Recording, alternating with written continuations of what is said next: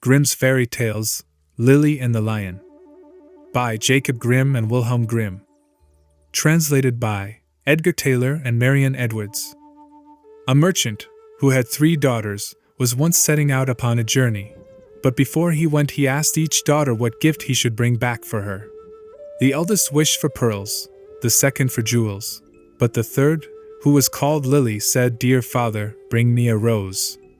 Now it was no easy task to find a rose, for it was the middle of winter. Yet as she was his prettiest daughter, and was very fond of flowers, her father said he would try what he could do. So he kissed all 3, and bid them goodbye. And when the time came for him to go home, he had bought pearls and jewels for the 2 eldest, but he had sought everywhere in vain for the rose. And when he went into any garden and asked for such a thing, the people laughed at him, and asked him whether he thought roses grew in snow. This grieved him very much, for Lily was his dearest child, and as he was journeying home, thinking what he should bring her, he came to a fine castle, and around the castle was a garden, in one half of which it seemed to be summertime and in the other half winter. On one side the finest flowers were in full bloom, and on the other everything looked dreary and buried in the snow. "A lucky hit," said he, as he called to his servant, and told him to go to a beautiful bed of roses that was there, and bring him away one of the finest flowers. This done, they were riding away well pleased, when up sprang a fierce lion, and roared out, "Whoever has stolen my roses shall be eaten up alive." Then the man said, "I knew not that the garden belonged to you. Can nothing save my life?" "No," said the lion, "nothing, unless you undertake to give me whatever meets you on your return home. If you agree to this, I will give you your life, and the rose too for your daughter." But the man was unwilling to do so and said, "It may be my youngest daughter, who loves me most, and always runs to meet me when I go home." Then the servant was greatly frightened, and said, "It may perhaps be only a cat or a dog." And at last the man yielded with a heavy heart, and took the rose, and said he would give the lion whatever should meet him first on his return. And as he came near home, it was Lily, his youngest and dearest daughter, that met him. She came running, and kissed him, and welcomed him home, and when she saw that he had brought her the rose, she was still more glad. But her father began to be very sorrowful, and to weep, saying, "Alas, my dearest child! I have bought this flower at a high price, for I have said I would give you to a wild lion, and when he has you, he will tear you in pieces, and eat you." Then he told her all that had happened, and said she should not go, let what would happen. But she comforted him, and said, "Dear father, the word you have given must be kept. I will go to the lion, and soothe him. Perhaps he will let me come safe home again." The next morning she asked the way she was to go, and took leave of her father, and went forth with a bold heart into the wood. But the lion was an enchanted prince. By day he and all his court were lions, but in the evening they took their right forms again. And when Lily came to the castle, he welcomed her so courteously that she agreed to marry him. The wedding feast was held, and they lived happily together a long time. The prince was only to be seen as soon as evening came, and then he held his court.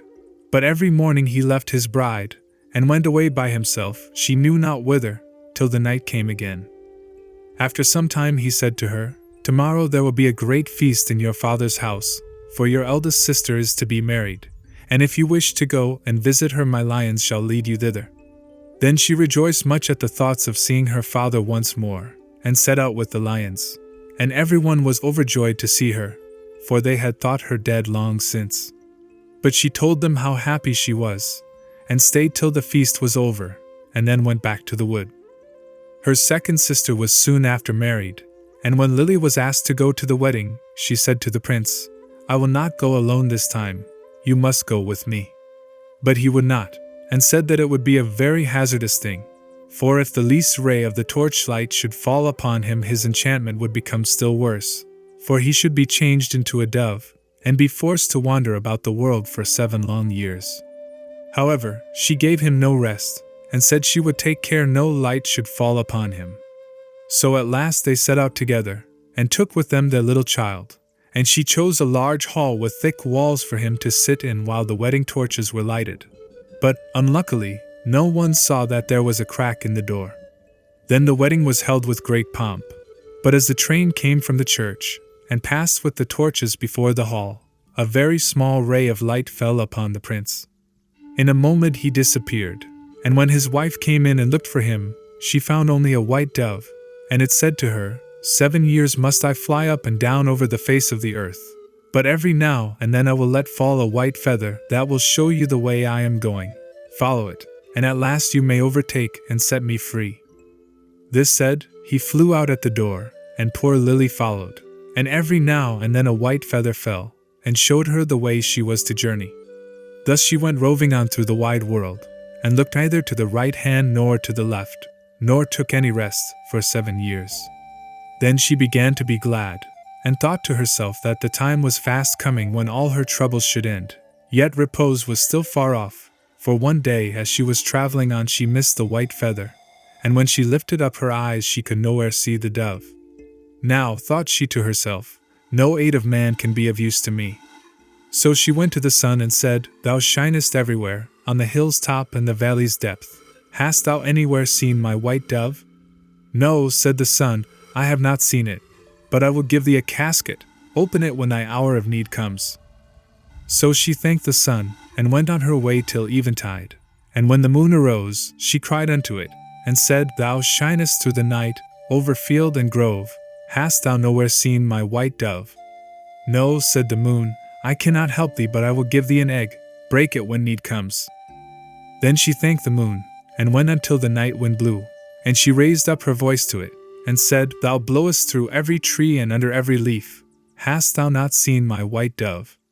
No, said the night wind, but I will ask 3 other winds, perhaps they have seen it. Then the east wind and the west wind came, and said they too had not seen it, but the south wind said, I have seen the white dove.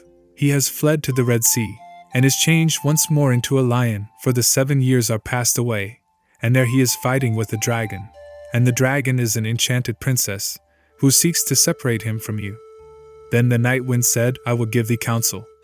Go to the Red Sea, on the right shore stand many rods, count them, and when thou comest to the 11th, break it off, and smite the dragon with it, and so the lion will have the victory, and both of them will appear to you in their own forms. Then look round, and thou wilt see a griffin, winged like bird, sitting by the Red Sea. Jump onto his back with thy beloved one as quickly as possible, and he will carry you over the waters to your home.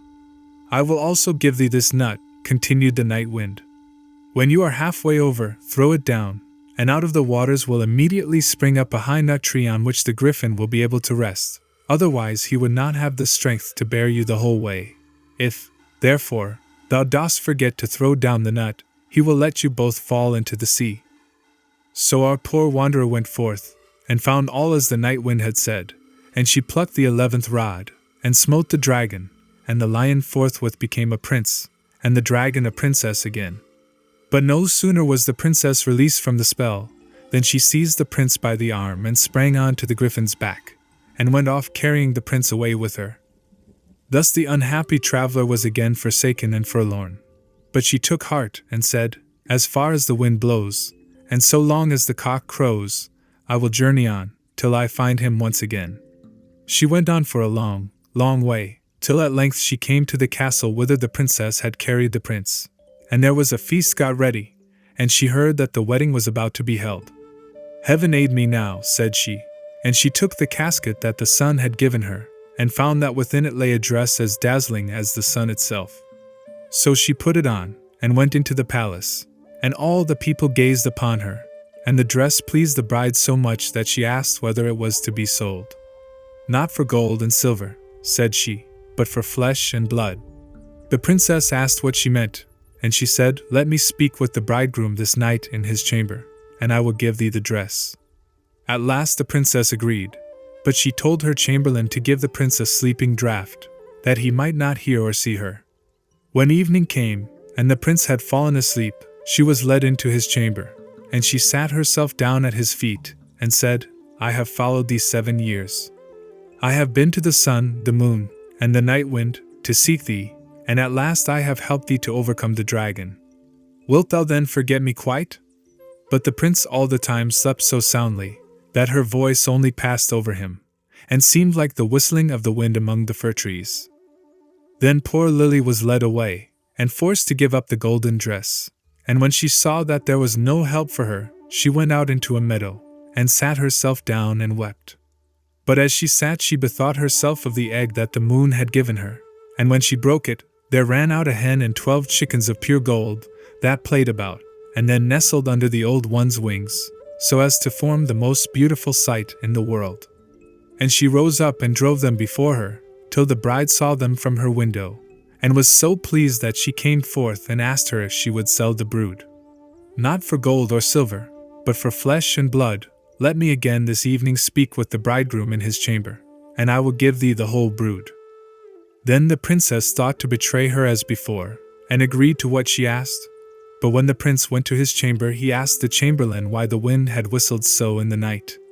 And the chamberlain told him all, how he had given him a sleeping draught, and how a poor maiden had come and spoken to him in his chamber, and was to come again that night. Then the prince took care to throw away the sleeping draught, and when Lily came and began again to tell him what woes had befallen her, and how faithful and true to him she had been, he knew his beloved wife's voice, and sprang up, and said, "You have awakened me as from a dream, for the strange princess had thrown a spell around me, so that I had altogether forgotten you. But heaven hath sent you to me in a lucky hour." And they stole away out of the palace by night unawares, and seated themselves on the griffin, who flew back with them over the Red Sea. When they were halfway across, Lily let the nut fall into the water, and immediately a large nut tree arose from the sea, whereon the griffin rested for a while, and then carried them safely home. There they found their child, now grown up to be comely and fair, and after all their troubles they lived happily together to the end of their days.